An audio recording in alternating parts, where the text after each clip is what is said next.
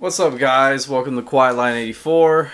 I'm Shane, and today we are going to talk about and watch the Watchmen trailer. Not the movie, the TV show that HBO is developing. The showrunner is Damon Lindelof. I'm not very familiar with him. I will say taking on the Watchmen franchise is just a tall task. And so I commend you, Damon, for taking this on because it's a for just a brief history. Watchmen came out in the 80s. It was a graphic novel. The writer is not really like he doesn't really want like movies and TV shows and stuff. He's not really like receptive to that idea. He's just not like out in the public eye, championing the his work, which is kind of weird, but I get it. Like he doesn't want his work tampered with. So Zack Snyder did the movie. He pretty much just made a direct adaptation of the comic book. It was a living comic book. It was beautiful. But it was just the comic book. I mean, if you read the book, then you enjoyed it. He didn't take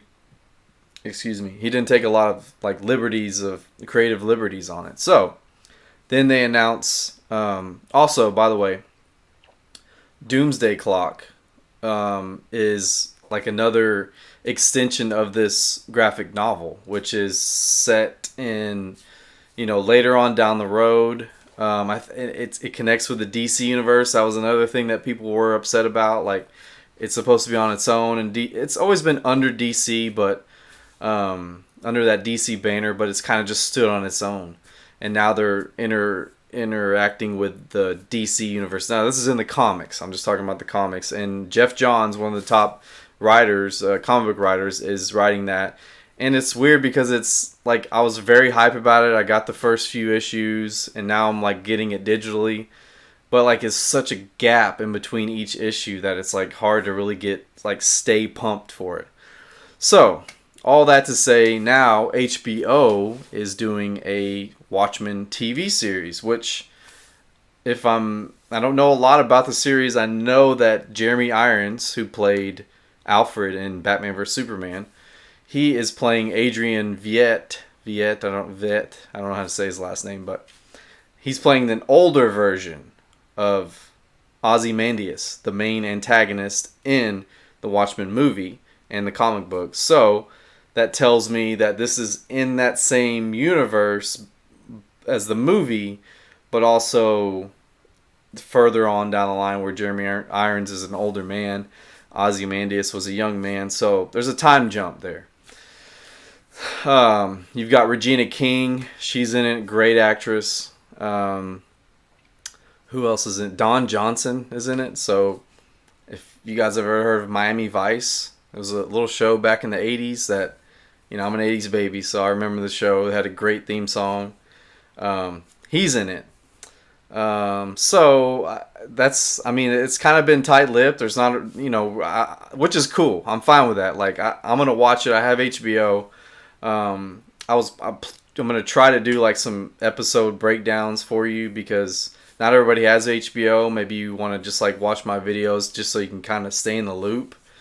But I'm excited about it. I'm gonna watch it. I mean, Game of Thrones is ending on HBO, so now I'm hoping that this kind of like fills that gap of Game of Thrones ending and then boom, Watchmen coming on. Like, okay, because after that, I'm like, what does HBO have? Like, what are they? What's their next big show? So I'm hoping that like that would be great. Like if this could be that next show. So, trailer just came out this week, so I'm gonna watch the trailer and then see what it reveals. We are no one. We are everyone. Rorschach. And we are invisible. That's cool. We convinced ourselves that they were gone, but they were just hibernating.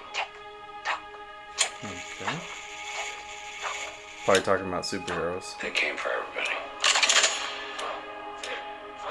Oh, please. Always safe.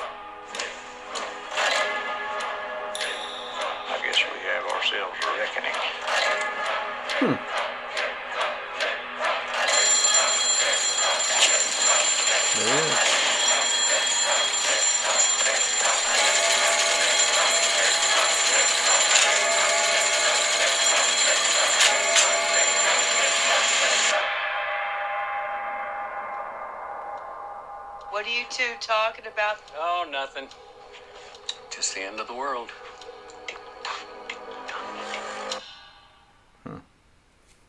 Fall. Okay.